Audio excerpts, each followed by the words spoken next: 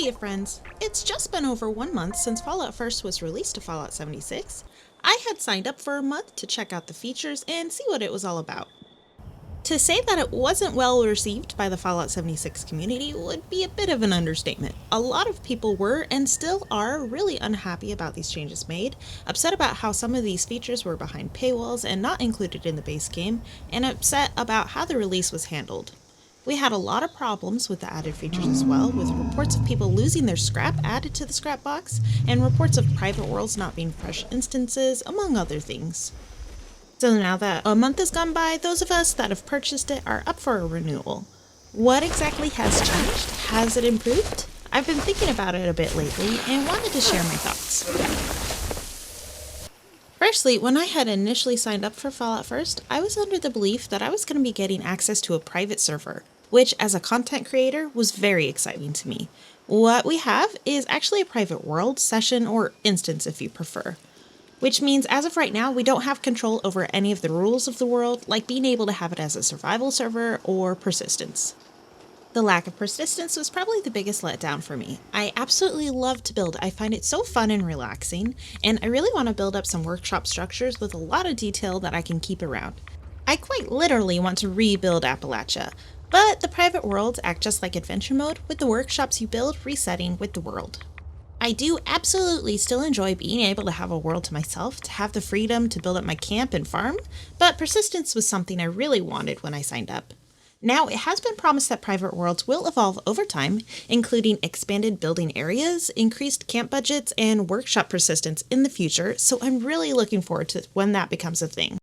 As for mod support, Fallout First doesn't have that just yet, and that has been brought up as something to be added in the future as well, which is something I always enjoy. I just wish I knew when this future is. Another thing people tend to really want with private worlds is the ability to put up a do not disturb sign, or rather, limit their friends popping in whenever they want. I haven't had an issue with it so far personally, as the people I add on my friends list tend to be really awesome people that I love talking to and questing with, but when I pop on a private server, sometimes I'm working on a project, doing some recording, or have my mic off because my kids are sleeping. Sadly, on PC, we still don't have a messaging system in place, so I'd like to be able to at least toggle access, or even have an option to show up offline if I want, without having to block people for the session, just so I can have some peace and quiet. It would also be fantastic to have an option to invite people to your server as well. One of the issues that I've had recently, which I haven't really had before, was some random lag. Maybe I just need to look into upgrading my system, but I have a pretty beefy rig, and I haven't had much issues running my games I play on ultra setting. I notice everything slows down in my stash and in my Scrapbox, which can be really frustrating when I'm trying to grab a random outfit for the daily Atom challenges. I've also noticed some lag in certain areas of the world that I normally don't have an issue with in adventure mode. Maybe these are just little things, but I'm noticing them just a little bit more frequently. With the Scrapbox issue, it has always worked as intended for me. I didn't lose any of my scrap. Those people who did lose theirs may have been few, but the backlash was very loud. Thankfully, the issue with having the chance of losing all your scrap had been resolved within about a 48-hour period, and the members that did have issues and reported it since have been compensated with scrap packages that include large numbers of various scrap. I almost wish I had lost my scrap. Having access to Vault 94 steel and all that staple flux would have been nice. That whole scrap package thing has added a little bit of a stir in the forums recently. There was also some backlash with the Ranger armor a little while back, when the newest reskin available to Fallout First members only was on sale in the Atomic Shop for 500 atoms.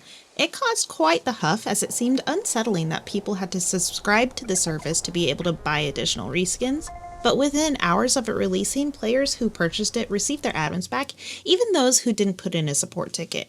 That looked like a step in the right direction there, but why something like that happened in the first place is still a mystery to me.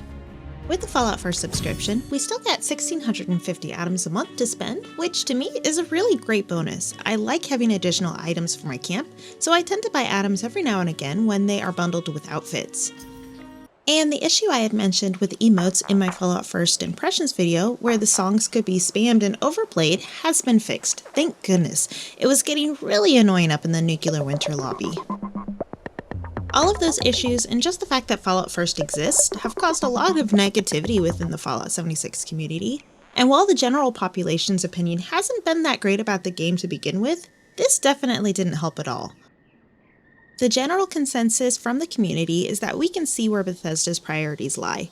Looking over the last few patch notes, it's clear that the Fallout First and Atomic Shop issues tend to get prioritized over other issues that have been in the game since day one. Like how the game will freeze and I have to force close the game when I drink or eat anything from the Pit-Boy, among other bugs, for example. But this could just be that there are different teams working on the Atomic Shop and Fallout First content, and different teams that are working on the general game. But the benefits of Fallout First are nice. I love having the ability to place down a tent with a scrapbox and stash to avoid being over-encumbered. The scrapbox is so nice to have as I'm a hoarder at heart, and the private worlds have been a real joy to escape to. The items and cosmetics are worth it if that's your thing that you normally get into, and you get to keep those after you cancel your subscription too. But in all honesty, having a subscription service to this game would feel a lot more worth it to me if the base game was actually working well. We still have so many bugs and exploits in the game that can be pretty game-breaking and quite disheartening. So for now, I'm still going to be playing the game and making content for all y'all, but I have a lot of other games that I've been wanting to play as well, and my interest hasn't been fully invested in Fallout 76 as there hasn't really been enough fresh content to hold my attention. I am so looking forward to Wastelanders and what all that will bring, but mostly looking forward to the bug fixes that they'll be implementing in that type as well. But with Fallout First, yeah, it's nice to have, but until the future release features come out, I think I'll put the subscription on pause for a bit, and think about it again when there's more to be excited about. So, what do all of you think? Have you enjoyed the service, or are you still frustrated that it was released before the fixes? There are positives and negatives to this for sure. Do you feel the Fallout First subscription is worth it? What do you think about the fixes made and the upcoming evolution of the service that will be released at some point? I'm really interested to see how this all plays out, one way or the other, and I'm truly hoping things get better for the game all around after Wastelanders. I feel like it's going to completely change the way I play. I'll probably start from the beginning again and try to focus more on charisma and dialogue, maybe get really into storytelling? But I'm getting ahead of myself. Sorry, I'm just really excited for the new DLC next year. Okay, enough from me. I'm Wickedy, thanks for listening to my ramble, and I'll see you in the next one. Bye!